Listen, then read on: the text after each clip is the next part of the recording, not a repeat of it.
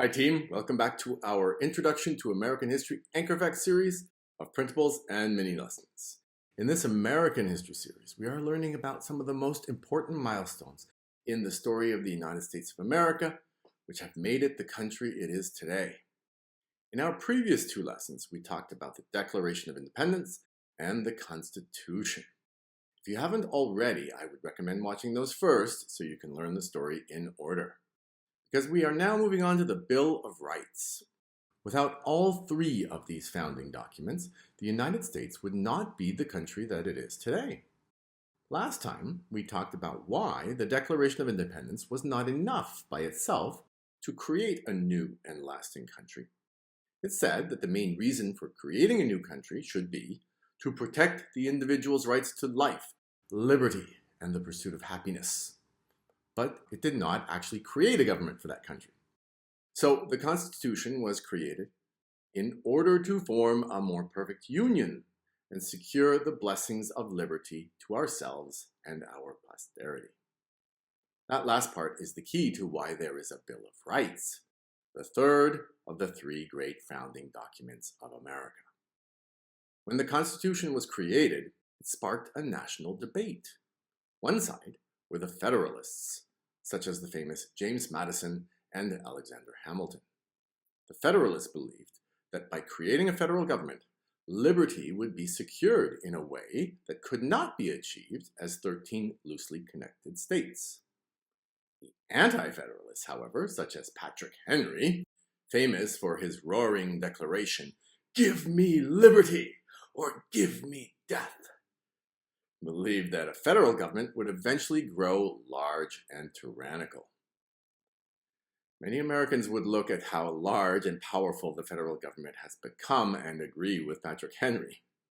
But the Federalists won the debate. The result of the argument between Federalists and Anti-Federalists was that James Madison, the author of the Constitution, agreed to create the Bill of Rights. "It is possible," Madison explained, "that the abuse of powers of the general government may be guarded against in a more secure manner than is done now." In other words, the checks and balances of the Constitution that divide the power of the government between different groups and individuals could be made even better by giving special protections to certain rights. "The great object in view, therefore," Madison said, "is to limit and qualify the powers of the government by accepting out of the grant of power those cases in which government ought not to act." That's what the Bill of Rights does. It says in the famous First Amendment, "Congress shall make no law respecting an establishment of religion or prohibiting the free exercise thereof, or abridging the freedom of speech or of the press, or the right of the people peaceably to assemble and to petition the government for a redress of grievances." You can see how the amendment begins with a special command. Congress shall make no law. The government must not do certain things, the Bill of Rights says. The Second Amendment says, a well-regulated militia being necessary to the security of a free state, the right of the people to keep and bear arms shall not be infringed. Again, you can see the government is commanded not to infringe the right to bear arms. And the Bill of Rights continues along the same lines. Government must not do certain things. Let's take a look at a couple more famous examples. Amendment 4 says, the right of the people to be secure in their persons, houses, papers, and effects against unreasonable searches and seizures shall not be violated, and no warrants shall issue, but upon probable cause, supported by oath or affirmation, and particularly describing the place to be searched and the persons or things to be seized. This is why in crime dramas the police always have to get a warrant. The government cannot just go into people's private homes.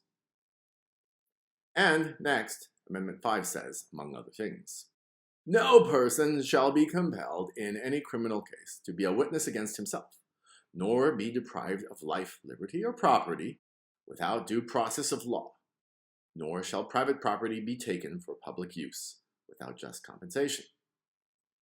This is also a famous crime story element. You often hear people take the fifth in movies and TV shows. Pleading the fifth is saying that you will not talk, because if you talk, anything and everything you say can be used against you, but will not be used for you. Every American should always plead the fifth when approached by the police about anything, literally anything. If you don't believe me, we have a great video in the link for older students to watch, where a great legal expert explains why you should never talk to the police. He's brilliant and funny. Watch it and see what you think. So as you can see from these examples, liberty had to be protected from the government. So the Founding Fathers created the Bill of Rights to do that.